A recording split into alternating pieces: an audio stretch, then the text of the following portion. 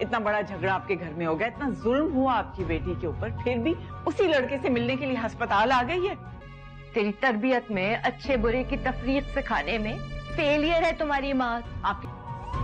میں اجازت نہیں دوں گی کہ آپ میری بیٹی کو اس طرح بے عزت کریں۔ آپ کو آپ کا بیٹا مبارک ہو، 100 مرتبہ مبارک ہو۔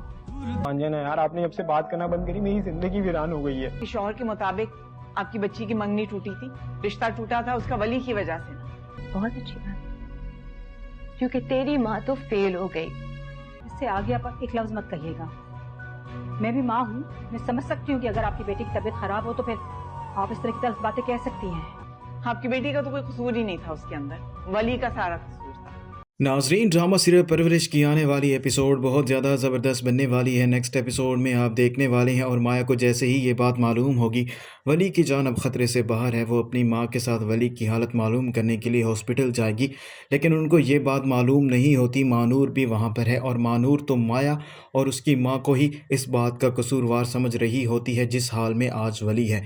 اسی لیے وہ مایا کی ماں کو کافی زیادہ باتیں سناتی ہے اور اسے یہی کہتی ہے تمہاری بیٹی کی منگنی ٹوٹی تھی اور تمہارے شوہر نے ہمارے گھر آ کر اتنا بڑا ہنگامہ کیا تھا اور ہم سے یہی کہا تھا اس سب کے پیچھے ولی کا ہی ہاتھ ہے، اور آج میرا بیٹا بھی اسی حالت میں ہے تو میں تمہاری بیٹی کو نہیں الزام دے رہی۔ تو مایا کی ماں مانور سے یہی بات کرے گی میں جانتی ہوں آپ کا بیٹا ہے اور اس حال میں ہے، لیکن میں بھی آپ کو یہ بات بتا دیتی ہوں آج وہ جس حال میں بھی ہے اس کی قصوروار میری بیٹی تو بالکل بھی نہیں ہے۔